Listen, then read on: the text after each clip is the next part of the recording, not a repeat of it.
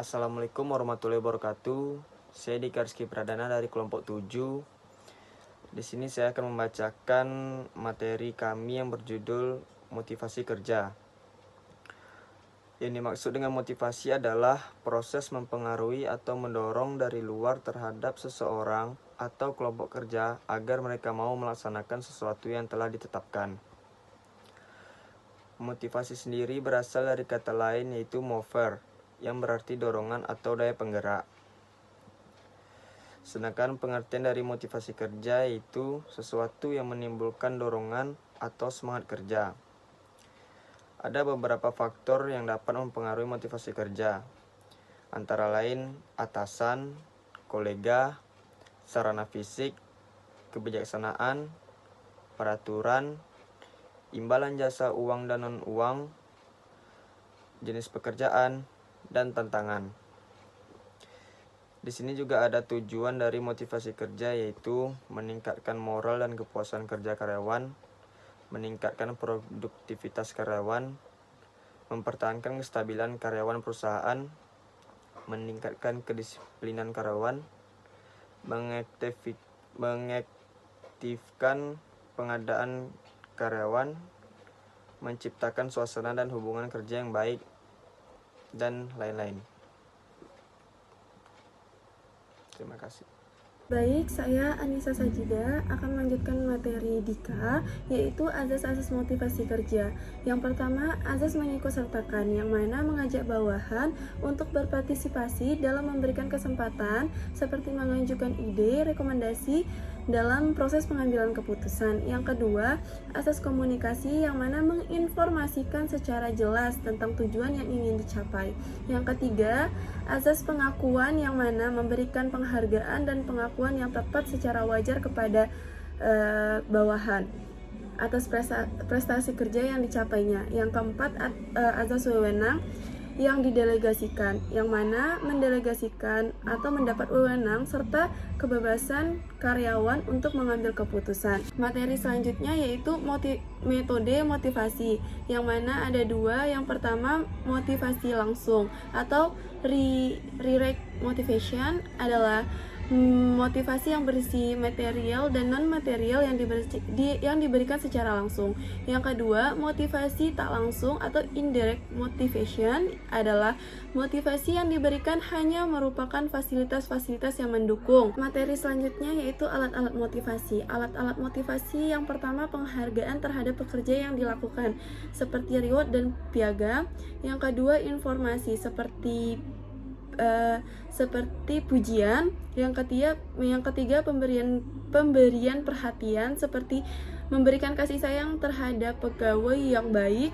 Kemudian persaingan sebagai tolak ukur untuk motivasi. Yang kelima yaitu partisipasi, wujud dari pencapaian.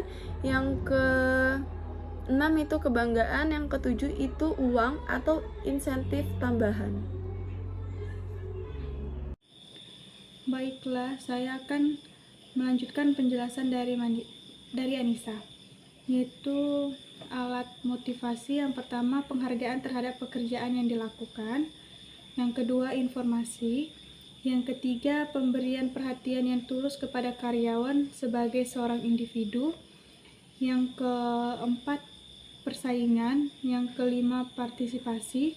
Yang keenam, kebanggaan. Yang ketujuh, uang. Macam-macam motivasi itu ada dua, yaitu motivasi positif dan motivasi negatif. Motivasi positif atau insentif positif yaitu mengacu pada motivasi bawahan dengan memberikan hadiah kepada mereka yang berpartisipasi di atas prestasi standar atau proses untuk mempengaruhi orang lain agar menjalankan sesuatu yang kita inginkan dengan memberikan kemungkinan untuk mendapatkan hadiah. Motivasi negatif atau insentif negatif yaitu mengacu pada motivasi bawahan dengan standar mereka akan mendapat hukuman atau proses untuk seseorang agar mau melakukan mempengaruhi sesuatu yang kita inginkan, tetapi teknik dasar yang digunakan adalah kekuatan ketakutan. Selanjutnya itu beberapa faktor yang mempengaruhi motivasi. Yang pertama, teknis organisasi, yaitu bentuk susunan organisasi di mana para karyawan bekerja memberi pengaruh yang sangat besar kepada semangat dan kepuasan kerja karyawan.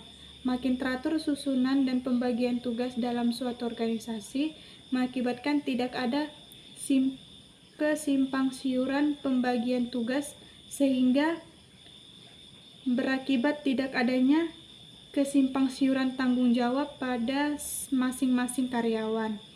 Yang kedua, struktur sosial, yaitu struktur sosial untuk kelompok membawa pengaruh yang tidak kecil. Artinya bagi diri pribadi para anggota, mereka lebih senang bekerja dalam suatu kelompok di mana terdapat pergaulan yang fleksibel.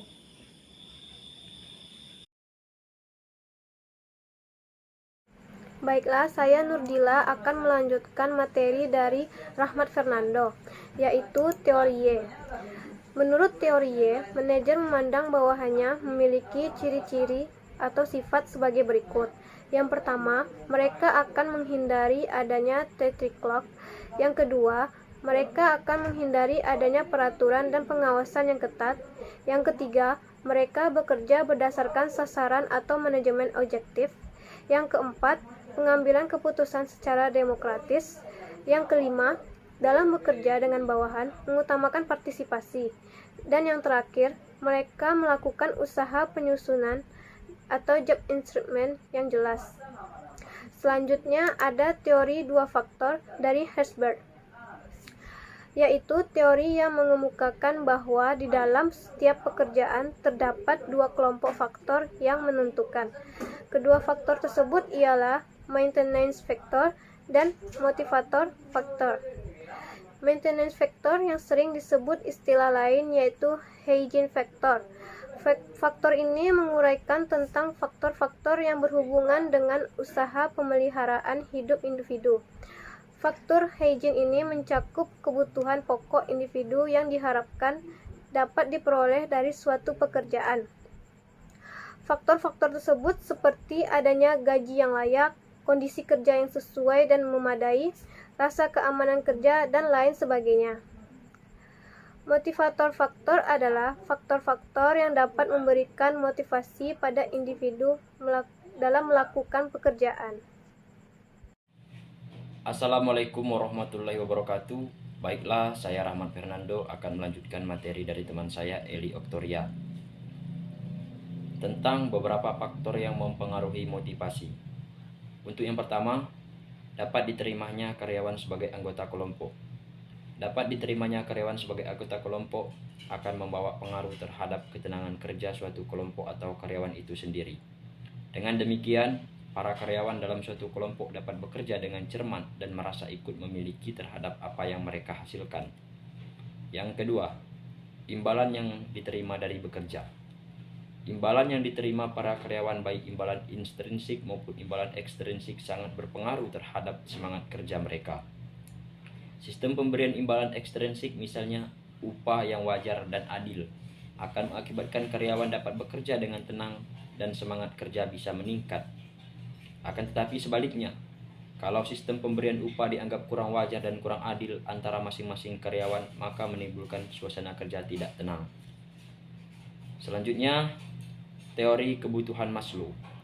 Untuk meningkatkan atau memutuskan tindakan perilaku seseorang terdapat pada hierarki kebutuhan dengan 3 macam asumsi dasar teori, yaitu yang pertama, manusia merupakan makhluk yang selalu membutuhkan sesuatu, yaitu keinginan untuk memuaskan berbagai tujuan. Selanjutnya, kebutuhan seseorang diatur secara bertingkat atau berurutan dari yang paling dasar sampai yang paling tinggi. Selanjutnya, kebutuhan seseorang yang bergerak dari tingkat yang paling bawah ke tingkat berikutnya setelah kebutuhan tingkat yang paling bawah terpenuhi secara maksimal. Selanjutnya, teori X dan teori Y. Teori ini dikembangkan berdasarkan penelitian psikologis dengan konsepsi awalnya bahwa manusia mempunyai sifat-sifat yang saling bertentangan yang ekstrim. Namun pada saat lain, manusia juga mampu bersifat kasar, membenci, suka mengganggu, dan lain sebagainya. Dari dua sisi sifat ini dikembangkan menjadi dua teori X dan teori Y. Adapun teori X, menurut teori X, manajer memandang bawahannya memiliki ciri-ciri sebagai berikut. 1. Pada umumnya mereka atau orang tidak suka bekerja, untuk itu sedapat mungkin mereka menghindari pekerjaan. 2. Mereka atau orang bawahan tidak senang diarahkan atau diatur-atur. 3. Mereka lebih senang menghindari tanggung jawab. 4. Mereka tidak mempunyai ambisi. Dan yang kelima, mereka mempunyai sifat pasif. Selanjutnya, teori Y yang akan disampaikan oleh teman saya yang bernama Nurdillah.